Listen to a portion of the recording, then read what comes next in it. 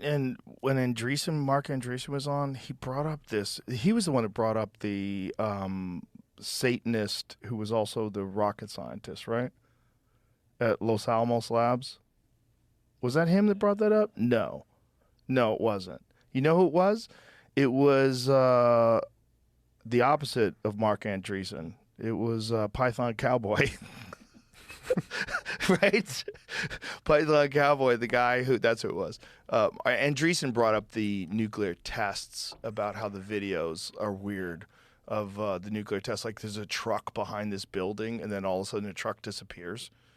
Like it's very weird. Or the truck appears. Like I forget which one, but it's like, and also like, how are they filming this? And there's all these conspiracies. He wasn't saying it was real, but he's like, the conspiracies are that this was all rigged, that it was fake. But there was a guy who was they were doing this thing where they were removing pythons from this place in Florida, and they got to this place, and he took all this video footage of this elaborate satanic ritual setup that they had down there, where they had things written on the wall in Latin, and they had a girl's bloody dress, and they had a chair that was covered in something red, and they're trying to figure out what the fuck was going on, and he wound up getting out of there. But then he found out that the history of that lab itself, that the guy who founded that lab was an open Satanist. Jack Parsons. Pull up those articles about him. Yeah, because we were bizarre, playing man. it during the show. It's like, what?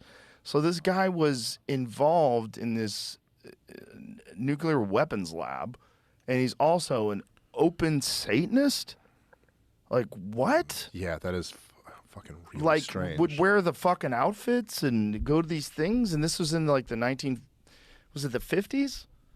And it does make you wonder to some degree. You're like, are you like, Here like, it is there really a Satan, and are you really a part of his thing? Or is this just some weird game you're playing? Yeah, like, look how these fucking people would dress, man.